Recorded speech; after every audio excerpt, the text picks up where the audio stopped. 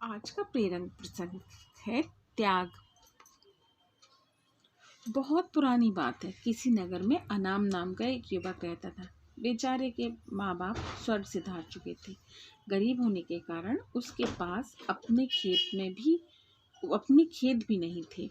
औरों के खेतों में वह दिन भर छोटे मोटे काम करता और बदले में खाने के लिए आटा चावल ले आता। जब घर आकर वह अपना भोजन तैयार करता और खा पी कर सो जाता। जीवन ऐसे ही संघर्षपूर्ण था।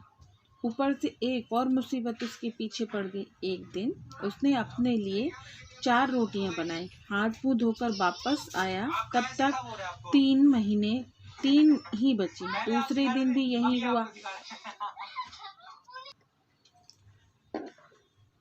हाथ मुंह धोकर वापस आया, तब तक 3 रोटियां ही बची। दूसरे दिन भी यही हुआ। तीसरे दिन उसने रोटियां बनाने के बाद उस स्थान पर नजर रखी। उसने देखा कि कुछ देर बाद वहां एक मोटा सा चूहा आता है और एक रोटी उठाकर वहां से चला जाता है। अनम तैयार रहता था। वह फौरन ही चूहे को पकड़ लेता है। चूहा बोला, भैया मेरी किस्मत का क्यों खा रहे हो? मेरी चपाती मुझे ले जाने दो। तुम्हें ले जाने दी तो मेरा पेट कैसे भरेगा?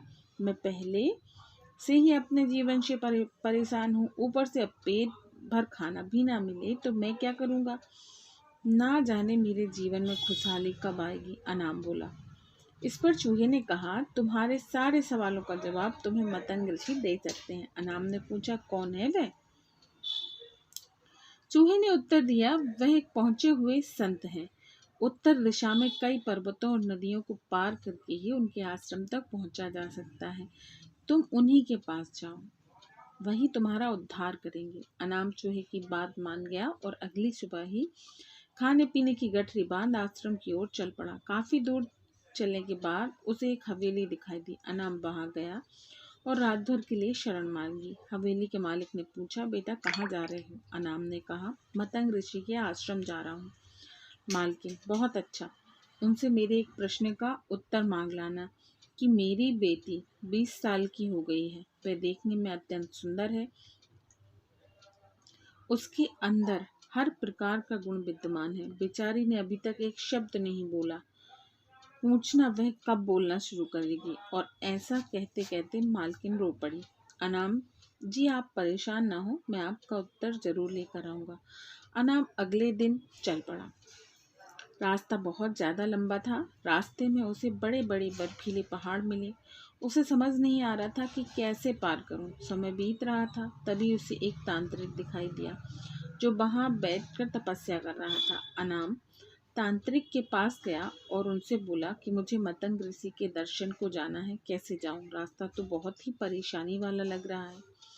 तांत्रिक बोला, मैं तुम्हारा सफर आसान कर बना दूंगा, पर तुम्हें मेरे एक प्रश्न का उत्तर लाना होगा। अनाम, किंतु जब आप मुझे वहां पहुंचा सकते हैं तो आप क्यों नहीं चले जाते? तांत्रिक, क्योंकि मैंने इस स्थान को छोड़ा तो मेरी तपस्या भंग हो जाएगी। अनाम, ठीक है, आप अपना प्रश्न बताएं। तांत्रिक बोला, पूछना मेरी तपस्या कब सफल होगी, मुझे विज्ञान कब मिलेगा? अनाम, ठीक है, मैं इस प्रश्न का उत्तर जरूर लाऊंगा। इसके बाद तांत्रिक ने अपनी तांत्रिक विद्या से लड़की को पहाड़ पर पहुंचा दिया। अब आश्रम तक पहुंचने के लिए सिर्फ एक नदी ही पार करनी थी। अनाम इतनी विशाल नदी देखकर घबरा गया। तभी उसे नदी के किनारे एक बड़ा सा कछुआ दिखाई दिया। लड़की ने कछुए से मदद मांगी, आप मुझे अपनी पीठ पर बिठाकर नदी पार करा दीजिए। कछुए ने कहा, ठीक है। जब दोनों नदी पार कर रहे थे तो कुएं ने पूछा, कहाँ जा रहे हो? अनाम ने उत्तर दिया, मैं मतंग ऋषि से मिलने जा रहा हूँ। कछुए ने कहा, ये तो बहुत अच्छी बात है। क्या तुम मेरा एक प्रश्न उनसे पूछ सकते हो? अनाम, जी, अपना प्रश्न बताइए। कछुआ, मैं एक असाधारण कछुआ हूँ जो अपने समय पर ड्रैगन बन सकता है। 500 सालों से मैं इसी नदी में हूँ और ड्रैगन बनने की कोशिश कर रहा हूँ। अब मैं ड्रैगन कब बनूंगा, बस यह पूछ कर आना। नदी पार करने के बाद कुछ दूर जाने पर मतंग ऋषि का आश्रम दिखाई देने लगा। आश्रम में प्रवेश करने पर शिष्यों ने अनाम का स्वागत किया। संध्या समय ऋषि ने अनाम को दर्शन दिए और बोले, पुत्र, मैं तुम्हारे किन्हीं भी 3 प्रश्नों का उत्तर दे सकता हूँ, पूछो। अपने प्रश्न। अनाम असमंजस में फंस गया कि वह अपना प्रश्न पूछे या उसकी मदद करने वाले मालकिन, तांत्रिक और कछुए का। वह अपना प्रश्न पूछना चाहता था, पर उसने सोचा कि उसे मुसीबत में मदद करने वाले लोगों का उपकार नहीं भूलना चाहिए। उसे ये नहीं भूलना चाहिए कि उसने उन लोगों से उनके प्रश्नों के उत्तर लाने का वादा किया है। उसी पल उसने निश्चय किया कि वह खूब मेहनत करेगा और अपनी जिंदगी बदल देगा। लेकिन इस समय इन 3 लोगों की जिंदगी में बदलाव लाना जरूरी है।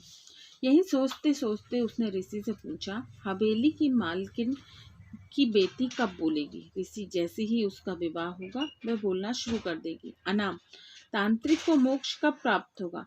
जब वह अपनी तांत्रिक विद्या का मोह छोड़ किसी और को दे देगा, तब उसे ज्ञान की प्राप्ति होगी। अनाम, वह कछुआ ड्रैगन कब बनेगा? ऋषि, जिस दिन उसने अपना कवच उतार दिया वह ड्रैगन बन जाएगा। अनाम, ऋषि से उत्तर जानकर बहुत प्रसन्न हुआ। अगली सुबह वह ऋषि का चरण स्पर्श करके वहां से प्रस्थान कर गया। वापस रास्ते में कछुआ मिला। उसने अनाम को नदी पार करा दी और अपने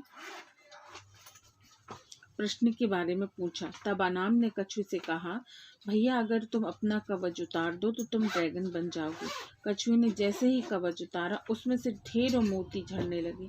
कछुए ने भी सारे मोती अनाम को दे दिए और कुछ ही पलों में ड्रैगन में बदल गया। उसकी खुशी का ठिकाना नहीं रहा। उसने फौरन अनाम को अपने ऊपर बिठाया और बर्फीली पहाड़ियां पार करा दी। थोड़ा आगे जाने पर उसे तांत्रिक मिला। अनाम उसे ऋषि की बात बता दी। जब आप अपनी तांत्रिक विद्या किसी और को दे देंगे तो आपको ज्ञान की प्राप्ति हो जाएगी। तांत्रिक बोला, अब मैं कहाँ किसे ढूंढने जाऊंगा? ऐसा करो तुम ही मेरी विद्या ले लो। और ऐसा कहते ही तांत्रिक ने अपनी सारी विद्या अनाम को दे दी और अगले ही क्षण उसे ज्ञान की अनुभूति हो गई। अनाम वहां से आगे बढ़ा और तांत्रिक से मिली विद्या के दम पर जल्द ही हवेली पहुंच गया। मालकिन ने उसे देखते ही पूछा, क्या कहा ऋषि ने मेरी बिटिया के बारे में? जिस दिन आपकी बेटी की शादी होगी वह बोलने लगेगी। अनाम ने उत्तर दिया। मालकिन बोली, तो देर किस बात की है? तुम इतनी बड़ी खुशखबरी लाए हो, भला तुमसे अच्छा लड़का उसके लिए कौन हो सकता है? दोनों की शादी करा दी। सचमुच लड़की बोलने लगी। अनाम अपनी पत्नी को लेकर गांव पहुंचा। उसने सबसे पहले उस चूहे को धन्यवाद दिया और अपनी नई हवेली में उसके रहने के लिए एक जगह बनवा दी। कभी जीवन में हार चुके अनाम के पास आज धन दौलत परिवार ताकत सब कुछ था, सिर्फ इसीलिए क्योंकि उसने अपने प्रश्न का त्याग किया। उसने खुद से पहले दूसरे के बारे में सोचा और यही जीवन में कामयाब होने का फॉर्मूला है। ये मत पूछिए कि औरों ने आपके लिए क्या किया, ये सोचिए कि आपने औरों के लिए क्या किया। जब आप इस सेवा भाव के साथ दुनिया की सेवा करेंगे और दूसरों के लिए अपनी इच्छा का त्याग करेंगे तो ईश्वर आपके जीवन में भी चमत्कार करेगा और त्याग की ताकत से आपको जीवन की हर खुशियां सहज ही प्राप्त हो जाएंगी।